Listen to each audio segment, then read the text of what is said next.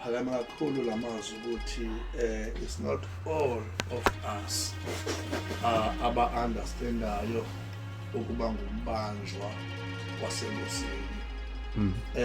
Noma nje sisenkosini sonke, kodwa indima yoku-understand ukuthi enkosini unguye umbanjwa, awusaphili kuba kuthanda wena, sekuphila wayesophila kuba kuthanda lo okubambileyo.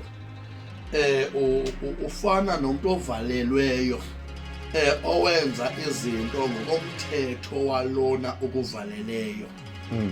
Nguye othabatha isigqibo sokutya kwakho, nguye othabatha isigqibo sokuthi ngoku uyaphuma uyogcakamela ilanga. Ngulukubambileyo. Uyazi kakuhle ukuthi uma lo ukubambileyo engekathethi nayiphina into ofuna ukuyenza awukwazi ukuyenza because uxhomekekile kulukubambileyo. Andisikelele ke namhlanje ngendlela sesimanga ukuthi Nkosi yami kanene sibanjiwe, nobana nje sikhululekile, athola ukuthi yimani ngoko enkululekweni athe uKristu Yesu wanikhulela kuyo.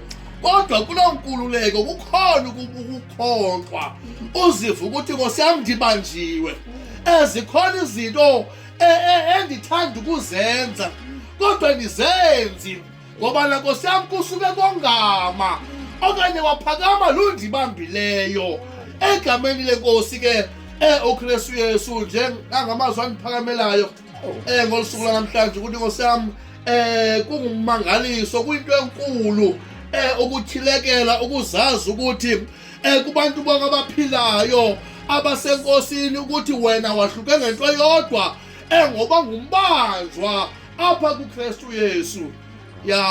Bethi nje Nkosi yami kubana ke ngivule inkonzo egameni lenkosi uKristu Yesu, ukuthi nje ngidlule kule ndawo ngitsho ukuthi Nkosi yami kubaleke ngendlela esisimanga abazalwane ukuthi sizinikele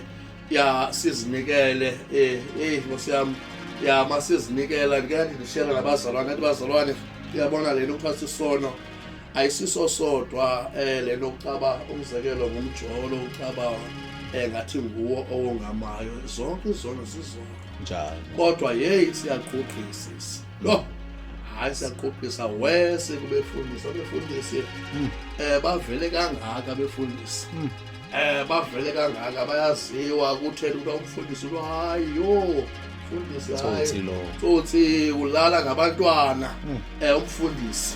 Ngiyabona njalo awukathethi nge-congregation abazalwane abaphansi phaya enhloko umfundisi.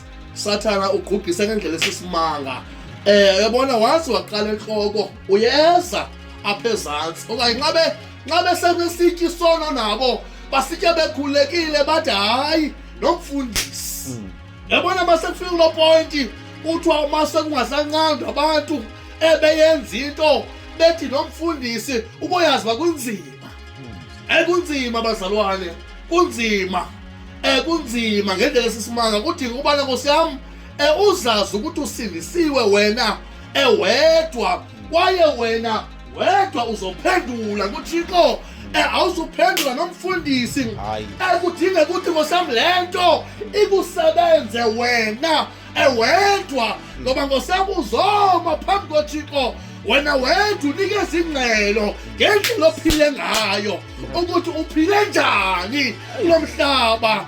Noma siphila singisiwe asiphili ngokufanayo, singathetha ngokufanayo, kodwa indaba ekuphileni kwethu ingaba are we living lo Kristu simthethayo, ngoba hayi siyamthetha yena, hayi siyamthetha yena ngosamkuhle.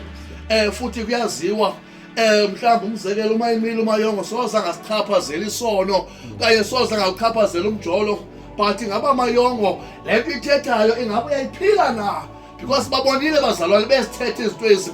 Xa kulandela emva kwakhe kubona uba hayi siyamazi umayongo uyayithetha le nto udala wayithetha, batsho nabanye bhala ephile. Sidinga abantu abazoyiphila bazalwane, because kuthiwa sinelifo elingaka nje lamanqina asijongileyo. Singqongwe ngabantu bazalwane abasijongileyo abathethayo ukuthi are you living it. Ngoba ivangeli ngoba iphile bazalwane. Ayiphelele ekuthetheni eziba inkosi isithi ayisingabo bonke abathi kunkosi abazangena kodwa ngabayenzayo.